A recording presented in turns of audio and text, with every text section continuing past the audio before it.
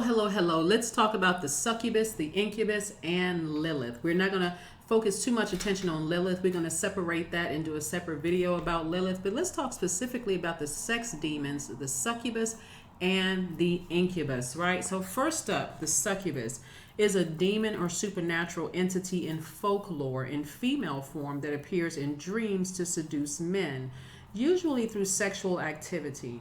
So according to religious traditions, repeated sexual activity with a succubus can cause poor physical or mental health or even death. So in modern representations, a succubus is often depicted as a beautiful seductress or enchantress, rather than as demonic or frightening. The term derives from late Latin succuba, which means to lie beneath. So this type of energy is an earth wanderer, right? Seeking her victims by disguising herself as a young, beautiful, a young, beautiful woman seducing men. Okay, so whatever your definition of young is, it can also be an older woman as well. But this is a person who is wandering the earth, as the devil does, seeking victims, right? And so we're going to talk a little bit about, we're going to try to break this down into 6 parts. First of all, defining a succubus and an incubus. And again, just a light description of what Lilith is, right? So there's the definition. That's the first part. The second part is a Bible reference, because you probably heard of the story in the Bible but did not realize it was referencing an incubus, right, or a sex demon. The third is using the Apocrypha reference in the story of the book of Tobit, right, and how this person also encountered an incubus, right? And then how and why do they choose you in particular? Like, what is it about you that they're choosing? So I'm going to try to break that down using your chakras. And then fifth, how to get rid of those energies, right? And then last but not least, a few movie references. So let's get right into it. And like I said before, a succubus is a demon or supernatural entity in folklore in female form, right? So it would appear that this was just, somebody imagined. They had a dream, they had a sex dream or whatever.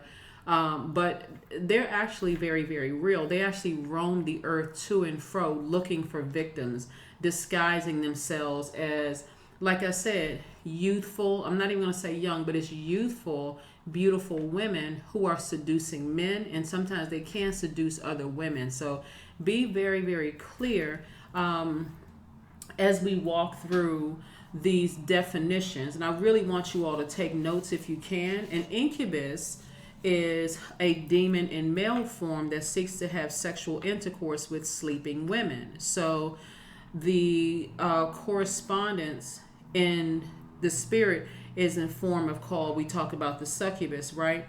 And so the incubus was supposed to, when in having sex, result in the birth of witches, demons, and deformed human offspring, right? That energy also roams the earth to and fro. Notice I said sleeping. So that could even be, like I said, in modern day, you lying on your side and you're in a sleep state, right? Your sleeping state. And this person enters, they can physically touch you because they're already in your realm. They're already in your energy space, but also seeking to exchange, siphon or draw off of, and also trying to transfer over their energy for a period of time, right? And like we said before, it can cause all kinds of health issues. It can cause physical health, mental health, and even death. So be very, very careful. So those are the definitions of the incubus and the succubus, right? And so let's talk about a Bible reference and, as it refers to the incubus, right? Because again, they're both sex demons, but just to give you some kind of reference, because people like to read, they like to read references, like to turn pages or even look it up, in the Bible to see, I may have heard of it, but I don't really remember. I don't really, remember that, that particular story, right? That particular story. So here we go with the Bible reference. If you turn to the book of Genesis, the chapter 6, verses 1 through 4, it reads, and this is the wickedness of humankind, right? So if you're in your Bible, and when you look it up, it may have a different title, but it's really the wickedness of humankind and how it came to be. When people began to multiply on the face of the ground and daughters were born to them, the sons of God that were there were fair, and they took wives for themselves, all of that they chose. Then the Lord said, my spirit shall not abide in mortals forever. No, for they are flesh. Their days are 120 years, right? So you may hear a person living up to, 101, 102, maybe up to 120 years. But this is according to this, not past, their physical body's not living up to 120 years. The Nephilim were on the earth in those days, and also afterwards, when the sons of God went into the daughters of humans, meaning that, had sex. When the sons of God, remember we're talking about these sons of God, went into the daughters of humans who bore children to them. These were the heroes that were of old, warriors of renown, right? So in case you heard the story, you heard the story of the flood, you've heard the story of Noah, right? Because that's where you're going to find it, the story of Noah. But to really break this down and to really understand what I just shared with you all, some people have thought that the sons of God were fallen angels. And we know that the fallen angels are demons, right? But the sons of God were probably not angels, right? Because angels don't marry or reproduce. You find that out in the book of Matthew 22 and 30, and also in the book of Mark chapter 12, verse 25. Some scholars believe this phrase refers to the descendants of Seth who intermarried with Cain's evil descendants, the daughters of men, right? Remember Cain and Abel, and then after them, after one killed the other, then Seth was born years later. And so this would have weakened the good influence of the faithful and increased moral depravity in the world, resulting in an explosion of evil. So Nephilim refers to a powerful race of giants, right? So that is the first time you hear about demons mating with women, right? Demonic, they're telling you fallen angels. The sons of God were supposed to be fallen angels. So that's the first time you hear about it. Then moving over to the Apocrypha, which are the hidden books in the Bible that you find out you hear about in the Catholic Church. You hear about the book of Tobit. So of course there's additional books that you hear about, like these secret books that you hear about. But if you get a copy of the Apocrypha, then you find out that in the book of Tobit, the story is about Tobias, who is Tobit's son, and Sarah and the demon of lust, Asmodeus. That's the worst of demon, who abducts and kills every single man that Sarah marries on their wedding night before the marriage can be consummated, right? So this demon really wanted her spirit. If you get a copy of the Apocrypha after I share with you about how and why these particular spirits, how are they able to choose you? Because remember, they're constantly roaming the earth looking for a host to jump into, right? And so I'm going to share with you. And so if you happen to get this particular book, the Apocrypha, then you'll see, I need to protect myself. Do I have such a desire for X, Y, and Z so much so that I'm leaving myself open? Is that the energy that I'm sending out into the universe that's coming back to me? Right? So it wasn't until God sends the angel Raphael disguised as a human to actually heal Tobit and free Sarah from the demon.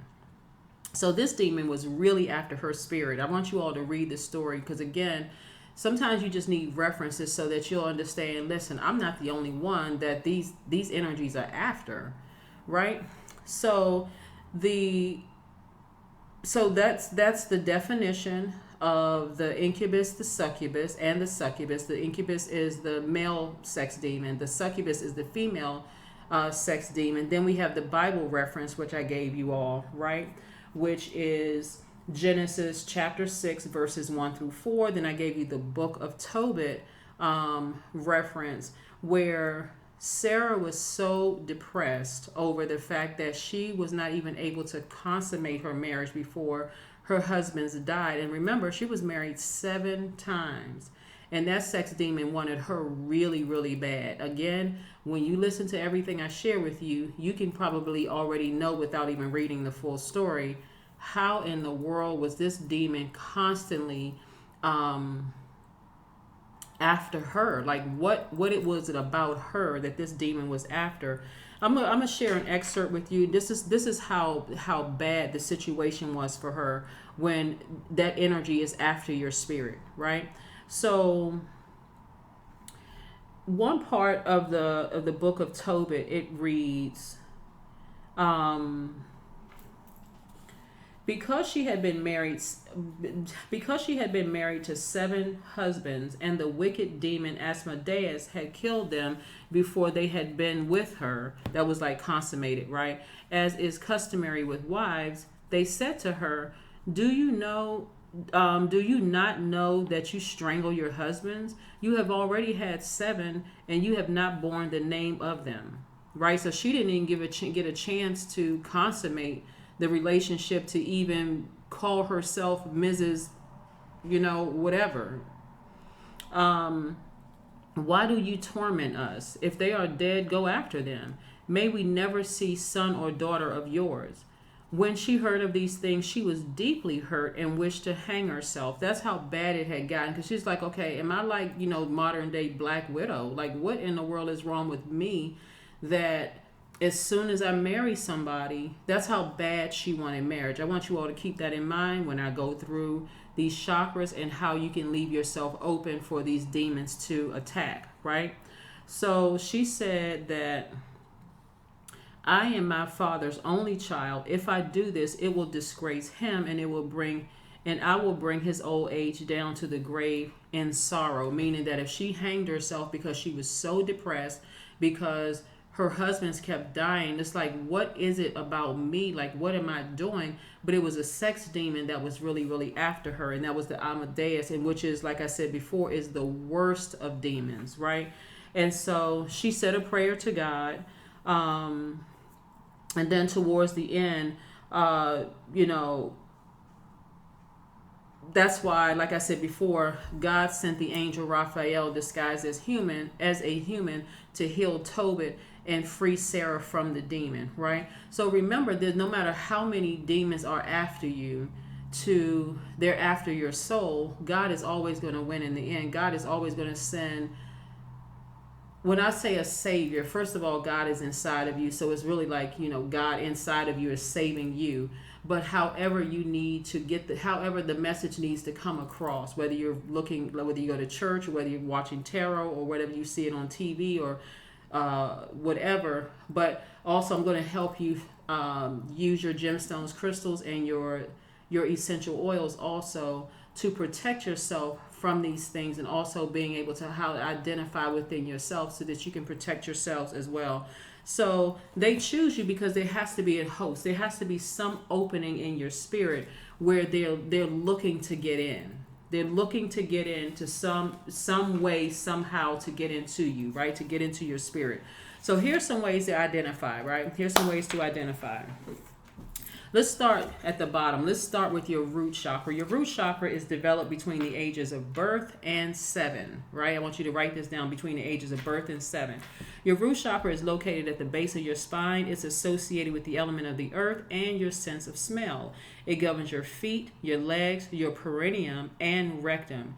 And it relates to your most basic animalistic nature and your need to survive. Your need to survive, right? Your root chakra directly influences your finances. Keep this in mind. Your work, family, and home life. It's connected to your sense of safety, security, your feelings of belonging in your body with your tribe and on this planet, your root chakra, that base right there, that need to, the main focus is your physical existence, right? So here's some things that leaves that open. So you have this need for stability, security, vitality, loyalty, prosperity, patience, tenacity, career success, right? So some of the ways that what that demon, whether it's a sex demon or not, but we're going to talk about just these two in particular, the succubus, female sex demon, and the incubus, the male demon. What they're looking for are people who are anxious, accident prone, financially unstable, constantly moving homes, people who are disorganized, anorexic, because that would be an eating disorder, right? Chronic constipation, issues with your knees, your feet, your bowels, your blood, your bones, right?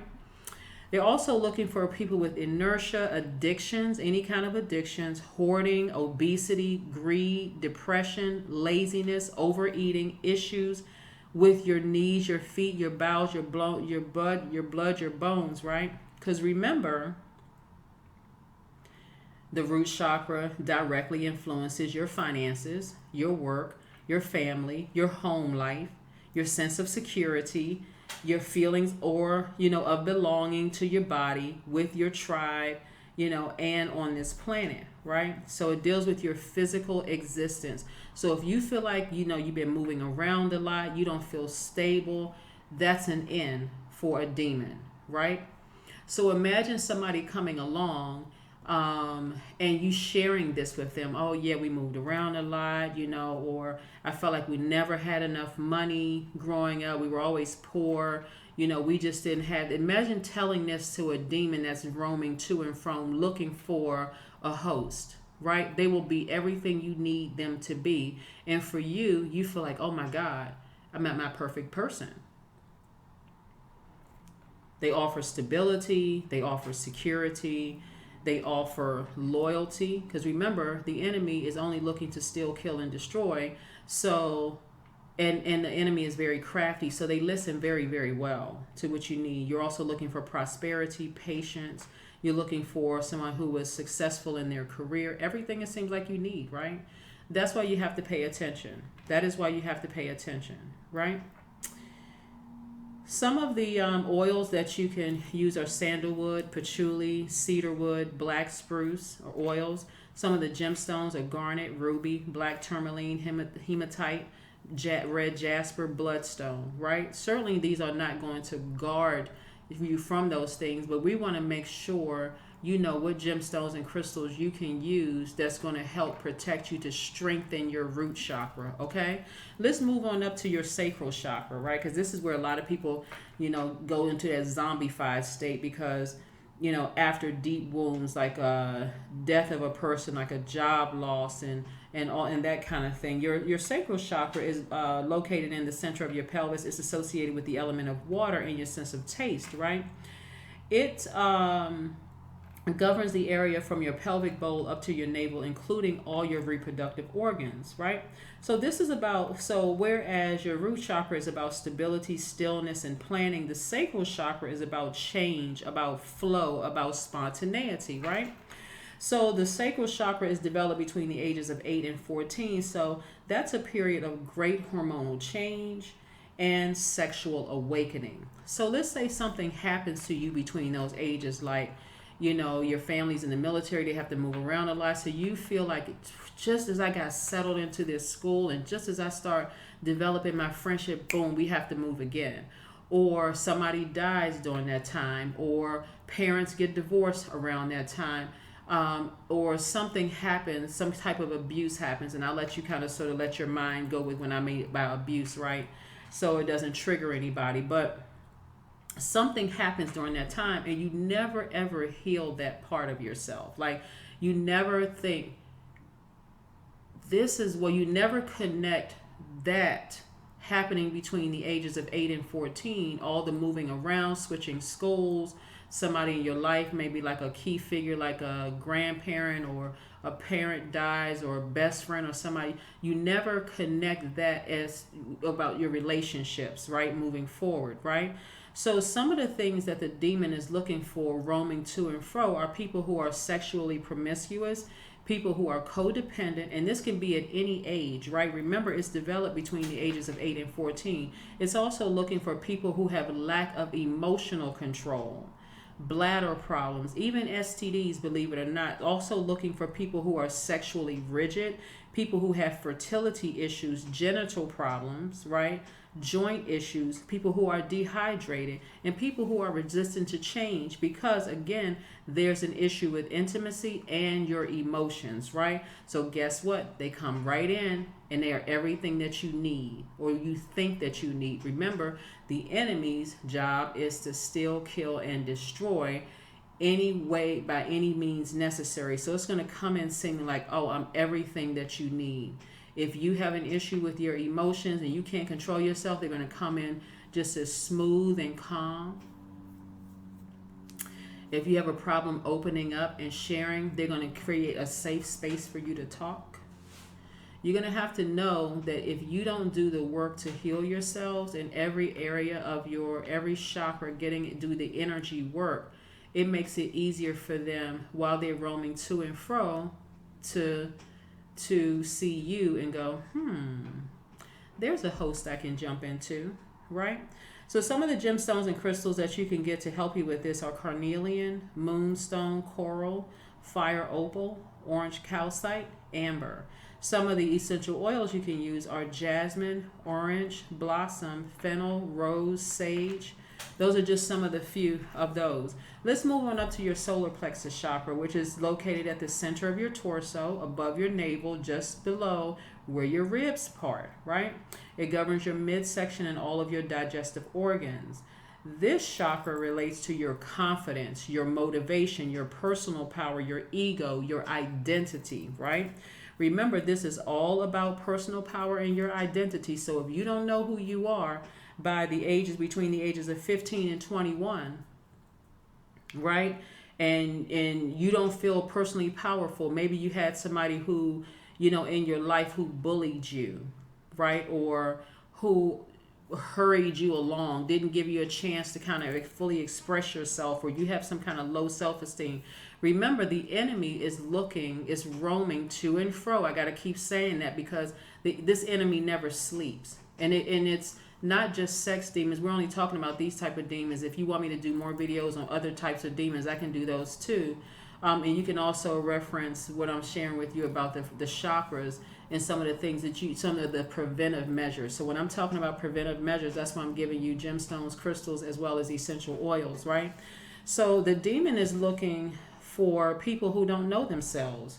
You don't know your own personal power, your own identity, right? So looking for people with digestive issues, people with kidney and liver problems, people with diabetes, people who are timid, who have chronic fatigue, constant confusion or indecision, people who have low self-esteem, collapsed chest posture, people who are, have issues with their personal power. So they may be bullies. They may become easily enraged.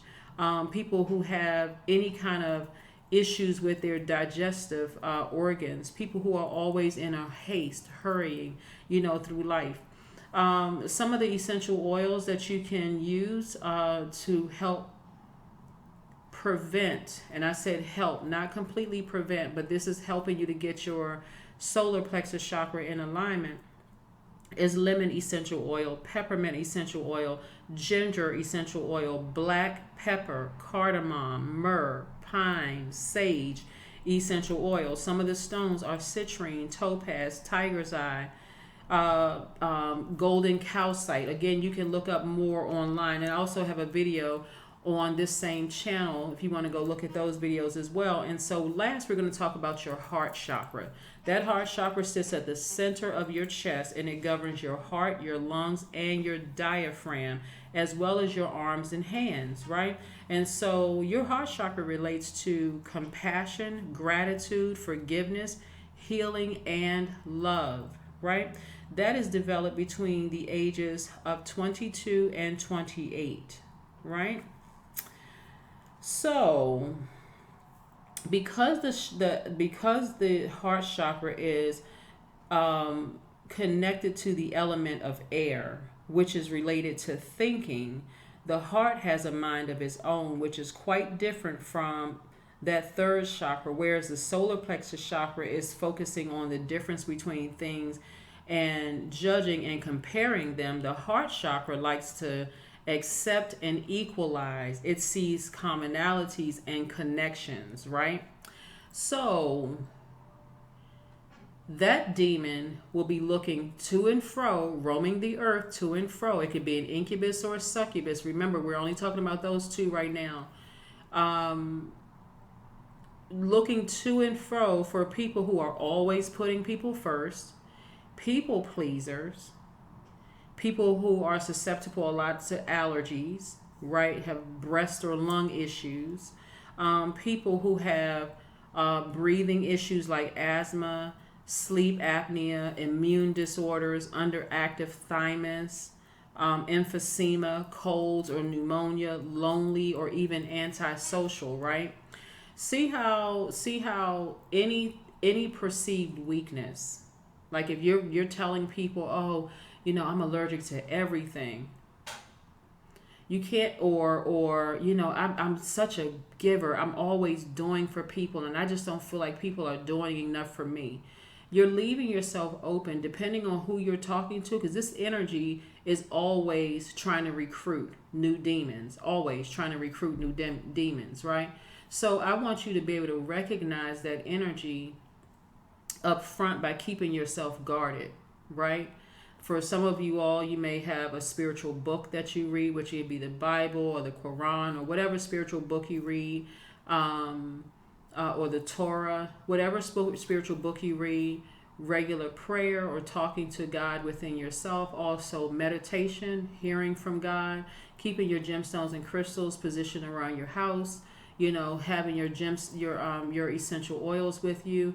Those are things that's going to at least cause this thing to pause when it sees you. Like, okay, I wonder if that person recognizes me while I'm in human form. I wonder if they can see me shape shift. I wonder if they can see this, who I really am, right?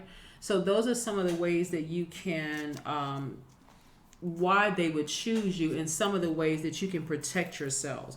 Now, getting them out of your spirit, the best way to get them out of your spirit, if you feel like you've encountered one, because you feel like, okay, I'm addicted to this thing, I don't know why I can't get this thing out of my spirit. Because one, it may feel like the best sex you've ever had. This energy is really, like I said, trying to draw off of you and transfer over their spirit.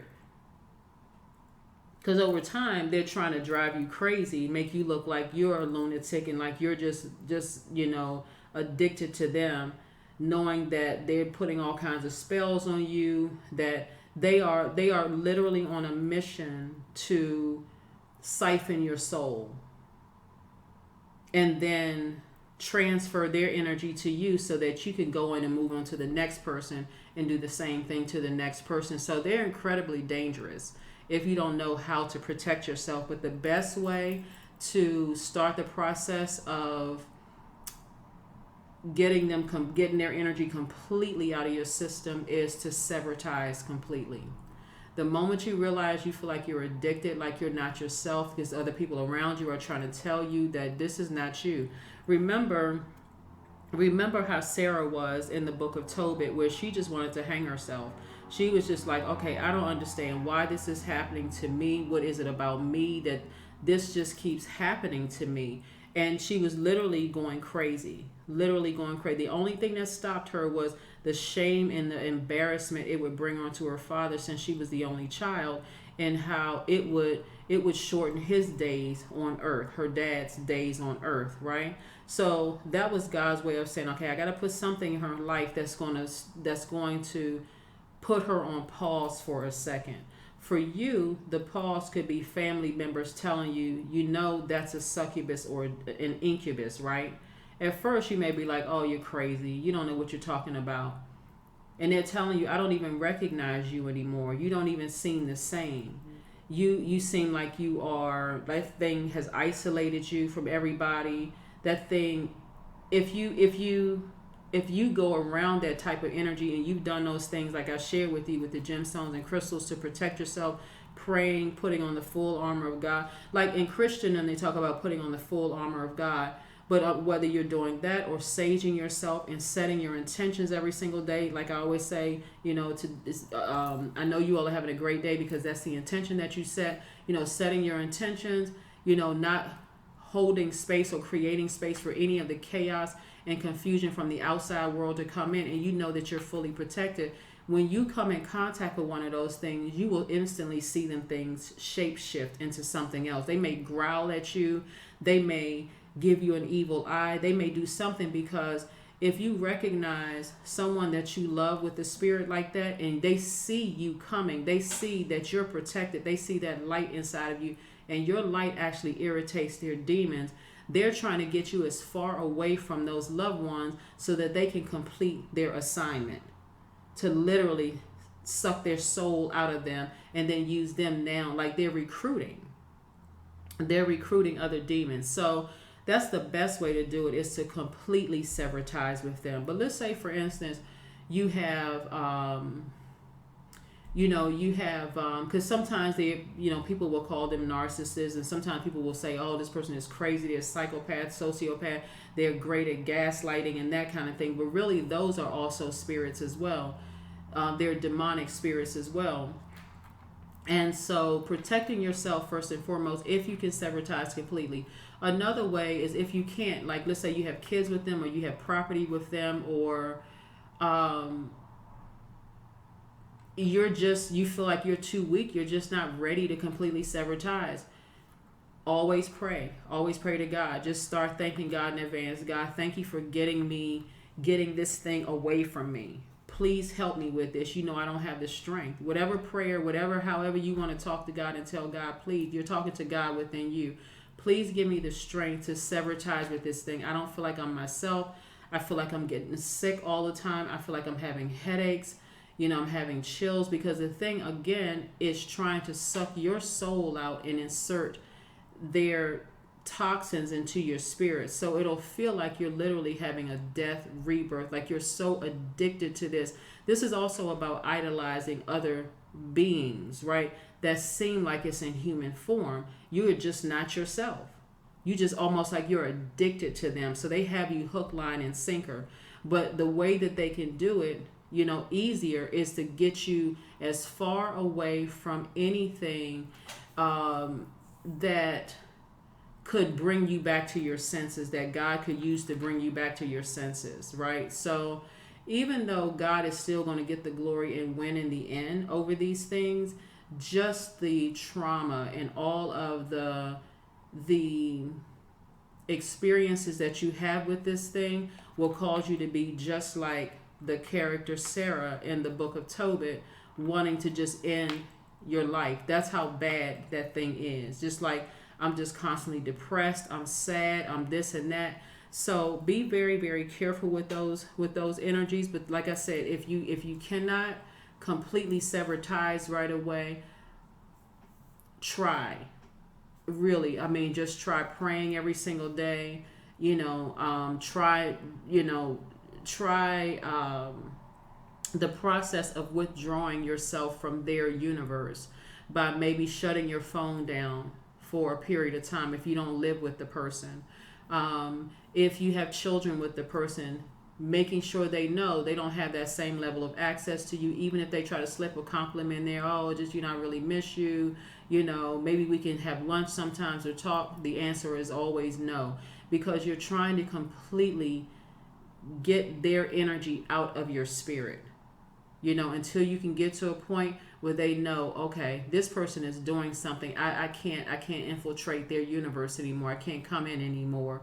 And then they'll go try to find another host. So if you have more questions about it, and if you feel like I haven't covered everything in this, please feel free to leave a comment below in the comments section for this. And then let's move on to some movie references, because I'm sure you all have watched movies where there are seductresses in the movies, you know, the form of an incubus or a succubus. So let's talk a little bit about that. So one movie is called The House of Temptation. That came out in 2014. This movie is about a teenage boy who struggles to keep his father's faith in God.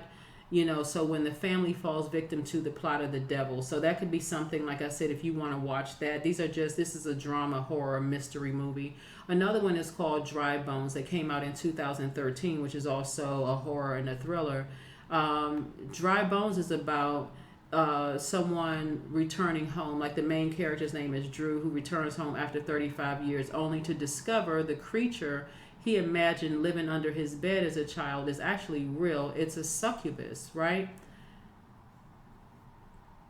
Another movie is Bloody Mallory that came out in 2002. It's an action film, it's a comedy, and also a horror. This is about a succubus named Morphine.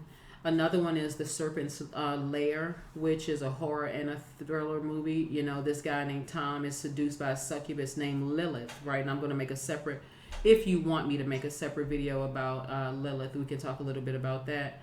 But Lilith is supposed to have been Adam's first wife, and because she didn't, you know, because she would not obey and honor him, you know, so he took another wife.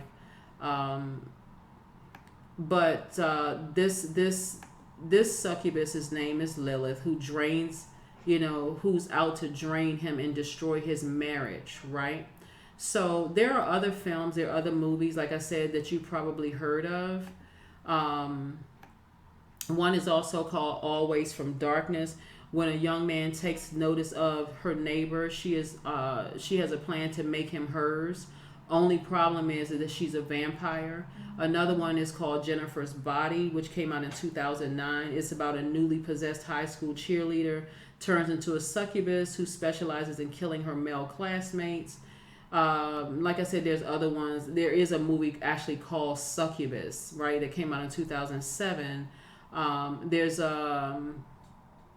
another one that's called Flesh for the Beast. But as much as a lot of people don't like to watch scary movies or horror movies because they feel like it's demonic, the best way that you're going to really learn about this and to learn how to protect yourself, besides the information that I've given you, is to see them in a way that you will recognize the spirit, not necessarily the body, because it can come in any form, but you want to be able to recognize the spirit and know that you're not imagining things and going crazy, right? Because they're not just you know, demons who engage you while you're asleep, when you're like in a paralyzed state. You know how you have, you know, you're in that state where you feel like, okay, I'm awake but I can't move. It's not just that, it's also, like I said, modern day, those demons roaming to and fro of the earth, trying to find a host to jump into to recruit you,